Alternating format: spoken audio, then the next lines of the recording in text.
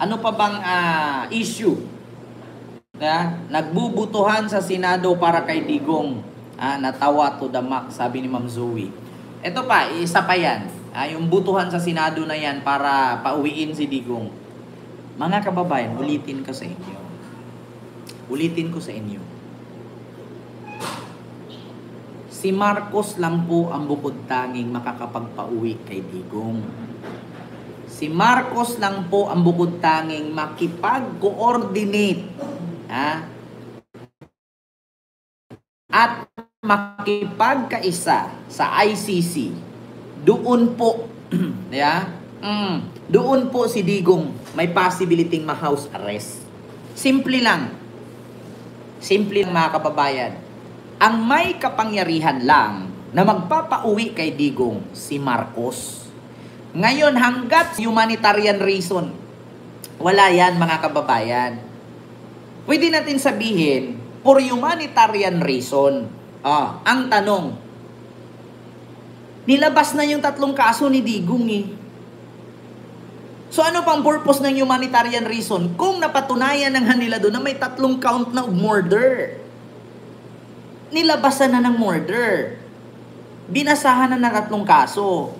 Ano pang humanitarian reason nyo yan?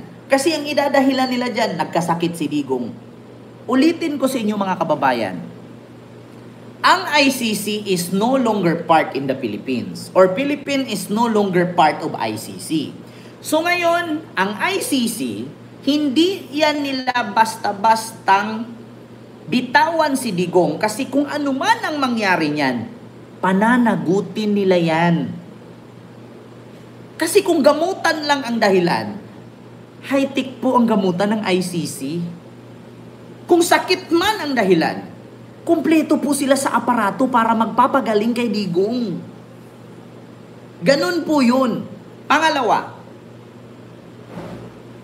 hindi po kasalanan ng ICC yan kung nakulong si Digong yan. Diyan sa ICC. Bakit? Ang ICC po hindi pumunta sa Pilipinas para kidnapin si Digong. Pumunta po sila sa Pilipinas together with the Interpol, nagpapaalam sa Philippine government. Ang Philippine government nakipagkaisa or nakipag-coordinate, nakipag-unite sa ICC and the Interpol, kaya naaresto si Digong. So ibig sabihin doon, walang labag sa batas doon. Bakit? Hindi naman pumunta ang ICC na nag-bypass. Dumaan sila sa Malacanang, dumaan sila sa gobyerno, dumaan sila sa otoridad. Nakipag-coordinate sila, kaya nahuli si Digong. So sino ba ang dapat magpabalik kay Digong? Si Marcos lang. Ngunit, bago po yan pauwiin si Digong sa Pilipinas, ay kailangan sundin ni Marcos ang mga alituntunin at mga kondisyones ng ICC. Ano nga ba ang alituntunin at kondisyones ng ICC? Kailangan si Digong protektado ng gobyerno na hindi makagawa ng anumang krimen. Pangalawa, kailangan si Digong sa anumang oras ng hearing ay a-attend. Pangatlo, kailangan kung anuman ang kondisyones ng ICC ay dapat nalagdaan, pirmahan ni Marcos at sundin ni Marcos. Yan na yung isa sa mga kondisyones na ibalik ni Marcos ang Pilipinas pagiging miyembro ng ICC. Yun yung katotohanan. Kaya yung ginawa sa Senado, walang power yan.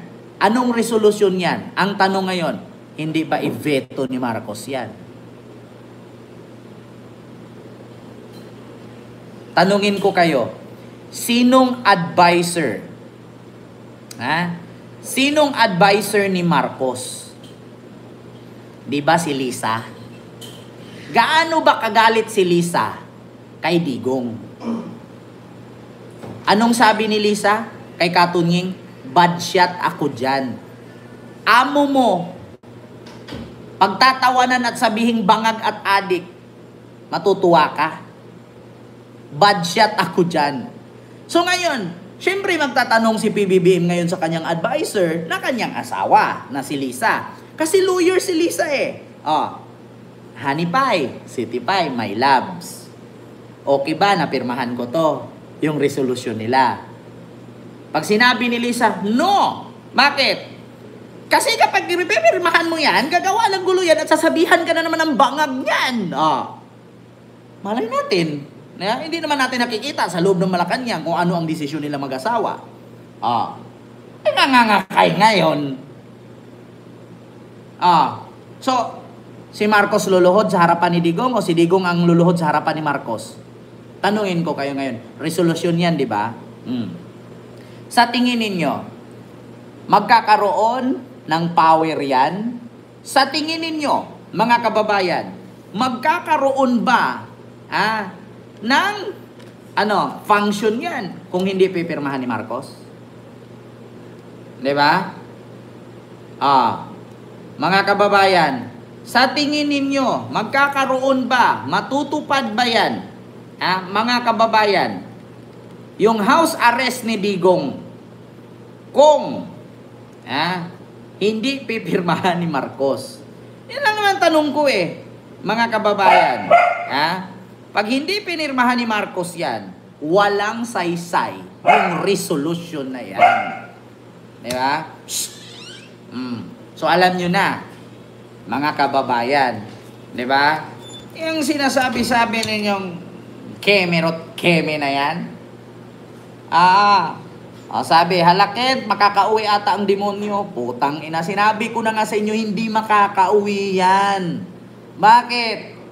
Hanggat ang Pilipinas ay hindi miyembro ng ICC, walang jurisdiction ang anumang batas ng Pilipinas na makapasok sa ICC maliban na lang kay Marcos.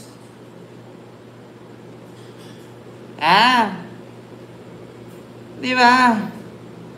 Hindi i-recognize ng ICC yan. Hindi nga nila pinapayagan sa interim release. I-recognize pa?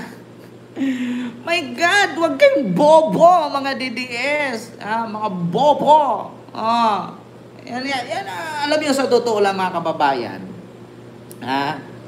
Sabi ni Tambi, los. Pag makauwi yan, putol liig mo. Sabi ko nga sa inyo, anytime pwede ako magputol ng liig. Ang tanong, ako 120% chance sa puputulin ko ulo ko.